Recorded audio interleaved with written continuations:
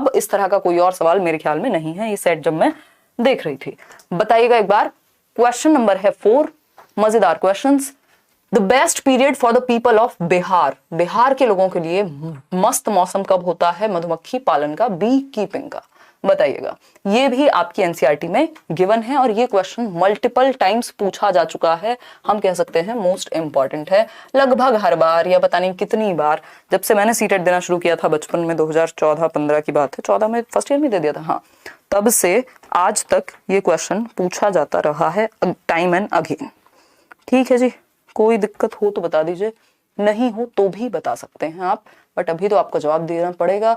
2018 में कंप्लीट हुआ है, क्या कंप्लीट हुआ है? ग्रेजुएशन। डीएलएड 2017-19 का सेशन है।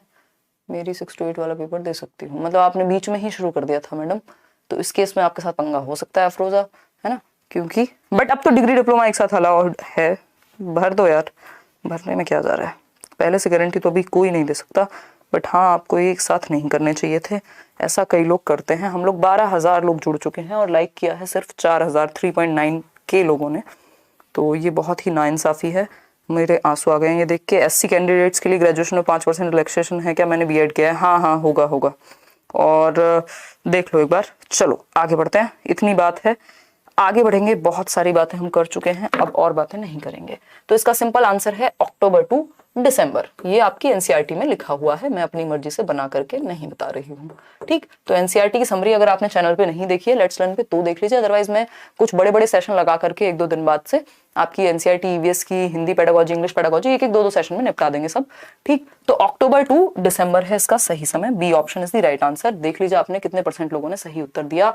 एक बहुत ही प्यारा आंसर जिसके लिए हम ये डब्बा लेकर के आए थे, I mean packet, cover, whatever you want to call it, ठीक, पाउच, है ना। क्वेश्चन नंबर 5 देखिए,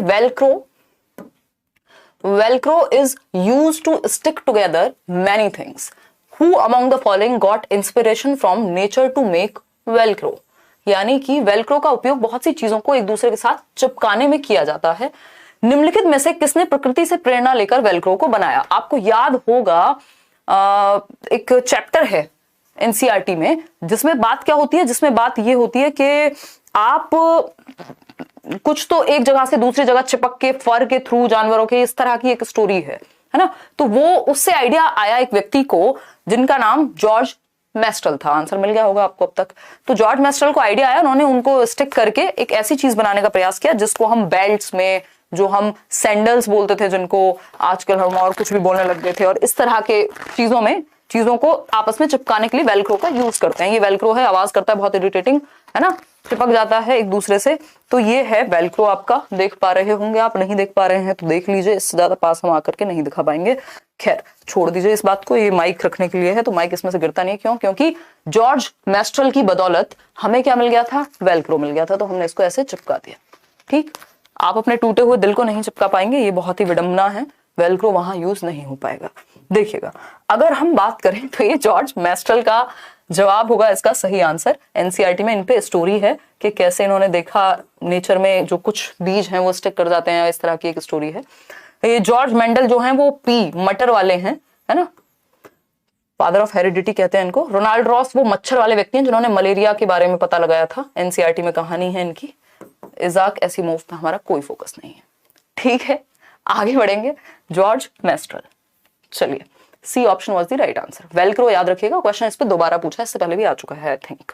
क्वेश्चन नंबर 6 है, which one of the following is a union territory of India? हमें पता है जब से मैप पे 1 से 2 क्वेश्चन मिनिमम आते हैं, आज से नहीं जमानों से आते हैं मैप, और एक आपका डायरेक्शन का क्वेश्चन, और एक आपका मैपिंग स्किल से रिलेटेड आता है वो भी।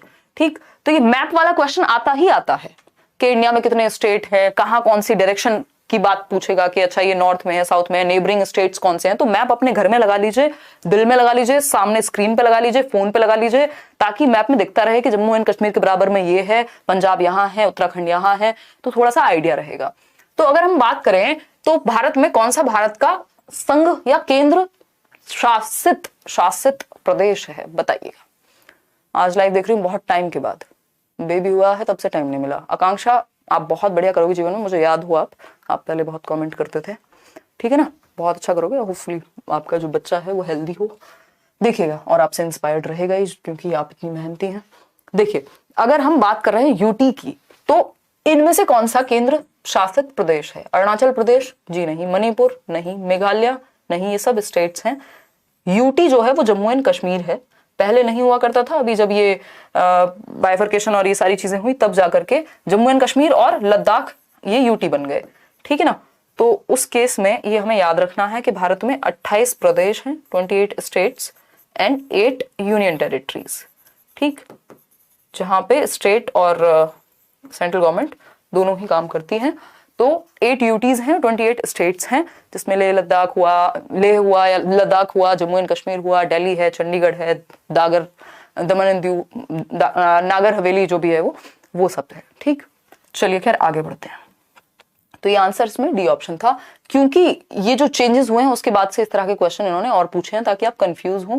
क्वेश्चन नंबर 7 देखिएगा, क्वेश्चन नंबर 7 देखिएगा, क्या कहता है, which one of the following states of our country has mines of aluminium.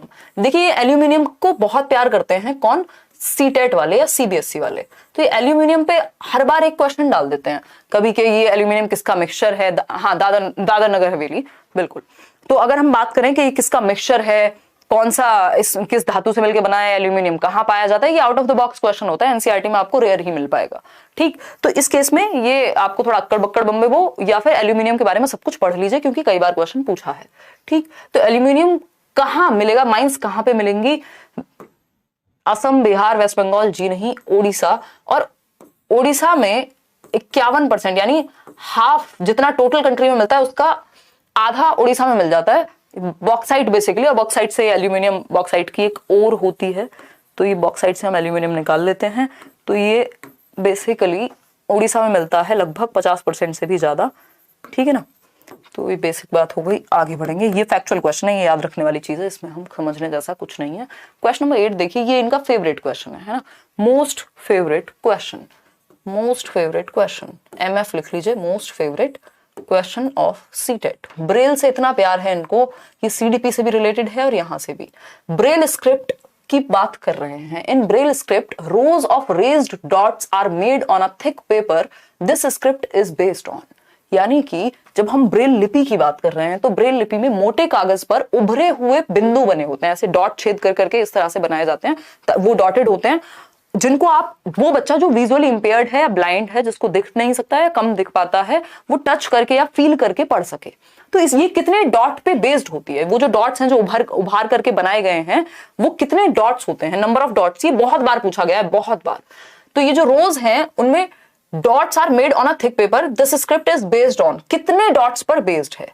तो कई लोग इसका आंसर 8 कर देते हैं, बट वो गलत हो जाएगा, 6 डॉट्स बेस्ड है, ऐसी कुछ ये दिखती है ना। और इन 6 डॉट्स का ही यूज करके लेटर्स फॉर्म किए जाएंगे, मान लीजिए ए बनाना है, जो भी उस भाषा में बनाना है। और इसका जो इजाद किया, ब्रेल लिपि को जो इन्वेंट किया, वो एक व्यक्ति थे, बेसिकली 15 साल के बच्चे थे, लुई ब्रेल। अपने फादर के इंस्ट्रूमेंट्स के साथ खेलते खेलते इनकी आंखों को नुकसान पहुंच गया था, तो ये ब्लाइंड हो गए थे। और ये फ्रांस से थे, पेरिस में। इन्होंने इसको इजाद किया 1824 में, जब ये 15 साल के थे। और बाद में इन्होंने एक बुक भी लिखी इस पे बेस्ड, 5 साल बाद 1829 में। बट इतना हमें डिटेल में क्यों ही जाना है, एनसीईआरटी में इनकी कहानी पूरी दी हुई है। नोट्स में कब दे रही हूँ, अगले 3 दिन के अंदर अंदर नोट्स आपके सामने ऐसे प्रस्तुत होंगे, ठीक है, काम चल रहा है नोट्स पे। तो 6 डॉट्स यानी 6 डॉट्स बेस्ड है, लुई ब्रेल ने दी थी, लुइस ब्रेल भी कह सकते हैं आप भारतवर्ष में। क्वेश्चन नंबर 9 देखिएगा एक बार, प्यारा सा सवाल है, क्या कहता है, many steps are needed to grow onion है, ये पेपर में भी यही दिया हुआ था, मैं बड़ी शॉक हुई थी ये देख के। अनियन क्रॉप होगा, ये ओ होगा, ये यू टाइप हो गया। सीटेट वालों से भी ऐसी टाइप हुआ है, हमारे टाइपिस्ट जी की इसमें कोई गलती नहीं है। इस बार सीटेट ने टाइपिंग मिस्टेक भर भर के की है ना। उन्होंने कहा पेपर भी तुम दो, पढ़ के भी तुम आओ, और गलती हम करें तो उसका भी ध्यान तुम ही रखो। कौन, एस्पिरेंट्स, है ना। खैर, तो many steps are needed to grow onion crops, consider the following steps and select the option in which these steps are given correct order, in correct order. तो इस केस में आपको हिंदी में पढ़ लेना चाहिए अगर आपको इस तरह की कंफ्यूजन हो कि प्याज की फसल उगाने के लिए कई तरह के कार्य करने होते हैं। नीचे दिए गए चरणों में विचार कीजिए कौन सा क्रम सही होगा प्याज उगाने के लिए। कभी उगाई है प्याज, है ना, सुबह से ना प्याज बिकी है ना आलू, कौन सा है, कोई तो मूवी ना वेलकम, उसका बड़ा डायलॉग फेमस है, कांदा या कुछ तो बोलते हैं लोग मुंबई में। चलो खैर, हमें तो स्टेप से मतलब है, किसी ने खेती की हो, खेती करते हुए देखी हो, तो ये कॉमन सेंस वाले स्टेप्स हैं। इसमें ऐसा कुछ नहीं है कि आपने प्याज उगाई होगी तभी आपको पता होगा या रट्टे लगाए होंगे तब पता होगा। समझते हैं। Digging to loosen the soil, यानी मृदा को खोदकर नरम बनाना पहला स्टेप होना चाहिए। बिल्कुल सही बात है।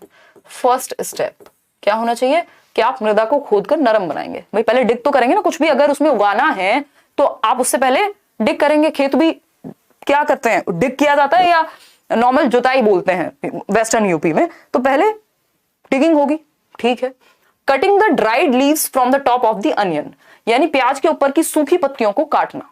ये ऐसा नहीं हो गया कि नींव बनाई नहीं और 4th फ्लोर पर डायरेक्ट पहुंच गए, है ना, कि 4th फ्लोर डायरेक्ट बना दिया और नींव नहीं है, तो ये तो बेकार की बात होगी। पहले अनियन बड़ी तो हो, उगाई तो जाए, तब तो उनको अलग करोगे ड्राइड लीव्स से, तो ये तो हवा की बातें हो गई, इसको हटा देते हैं अभी के लिए। सोइंग ऑफ सीड्स, हाँ, जब आपने ये मिट्टी को खोदा था उसके बाद आप क्या करेंगे, बीज बोएंगे, तब तो काट पाएंगे। ठीक, तो सेकेंड स्टेप हो गया। वीडिंग, जो भी एक्स्ट्रा फसल है उसको हटा देंगे, तो ये फसल नहीं, बेसिकली खरपतवार जिसको बोलते हैं, वो जो घास फालतू की उगाती है, तो ये थर्ड स्टेप हो गया। प्लकिंग द अनियन आउट, ये 4th स्टेप हो गया। हाँ भैया निकालेंगे, फिर उसके बाद कहीं जाके हम ये कट करेंगे, जो उसके ऊपर का होता है ना, प्याज कभी देखी हो तो ऊपर से हटाना होता है। ठीक, तो ये कहानी सही है। फर्स्ट स्टेप हमारा ए ही रहेगा, सब में ए है, कैसे पहचाने। सेकेंड स्टेप हमारा सी है, तो सी, ये दोनों ऑप्शन हट गए, यहाँ पे भी है ए में और सी में भी है। फिर उसके बाद थर्ड स्टेप हमने कौन सा समझा था, वीडिंग, तो डी कहाँ है, यहाँ है, तो आंसर हो गया आपका सी ऑप्शन। ठीक, आप थोड़ा जल्दी भी कर सकते हैं पेपर में, मुझे तो मजे लेकर के करना है ताकि आपको समझ में आ जाए चीजें। ठीक है ना, तो आगे बढ़ेंगे नेक्स्ट क्वेश्चन पे। क्वेश्चन नंबर 10 देखिएगा। क्वेश्चन नंबर 10 क्या कहता है भाई, क्वेश्चन नंबर 10 कह रहा है, देयर